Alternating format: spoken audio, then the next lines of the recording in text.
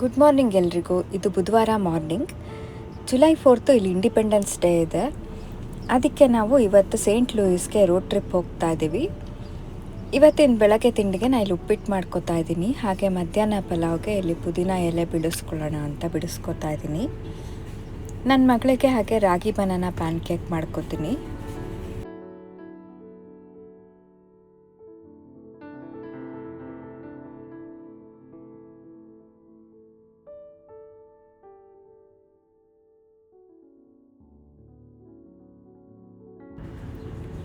ಹಾಗೆ ತಿಂಡಿ ಜೊತೆಗೆ ಟೀ ಮಾಡ್ಕೊಳ್ಳೋಣ ಅಂತ ಇಲ್ಲಿ ಏಲಕ್ಕಿ ಕುಟ್ಕೋತಾ ಇದ್ದೀನಿ.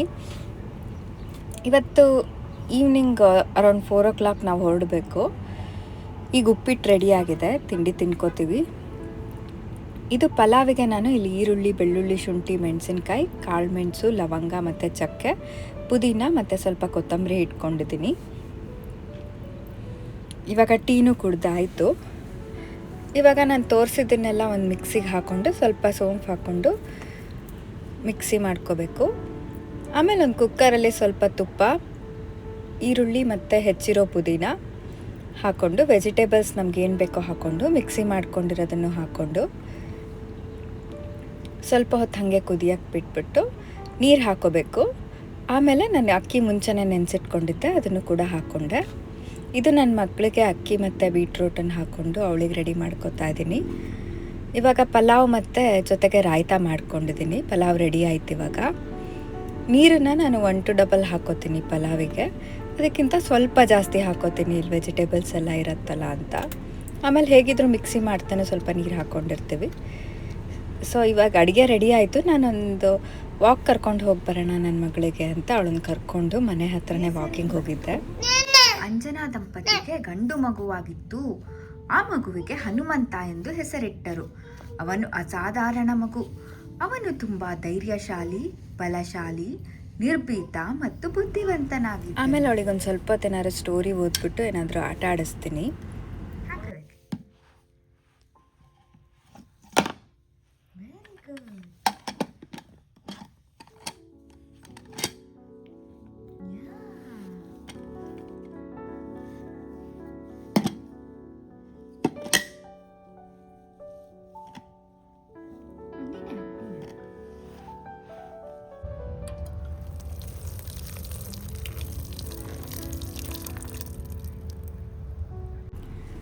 ಅರೌಂಡ್ 4 o'clock ಹಾಗೆ ನಾವು ಮನೆಯಿಂದ ಹೊರಟ್ವಿ.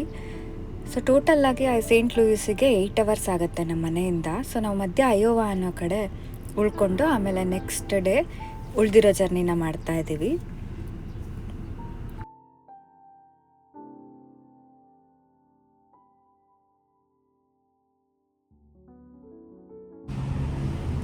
ಇದು ಟೆಸ್ಲಾ ಚಾರ್ಜಿಂಗ್ ಸ್ಟೇಷನ್. ನಾವು ಮಧ್ಯ ಕಾರ್ ಚಾರ್ಜ್ ಮಾಡ್ಕೊಳ್ಳೋಣ ಅಂತ ಇಲ್ಲಿ ನಿಲ್ಲಿಸ್ಕೊಂಡಿದ್ದೀವಿ. ಇಲ್ಲಿ ಮಲ್ಟಿಪಲ್ ಕಾರ್ಸ್ ನಿಲ್ಸೋಕ್ಕೆ ಈ ಥರ ಜಾಗ ಮಾಡಿರ್ತಾರೆ. ಇಲ್ಲಿ ಚಾರ್ಜ್ ಮಾಡ್ಕೋಬೋದು ಕಾರ್ನ.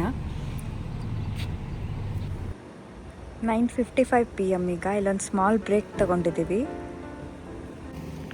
10:47 PM ರೀಚ್ ಆಗಿದ್ದೀವಿ ಇವಾಗ ಹೋಟೆಲ್ಲು.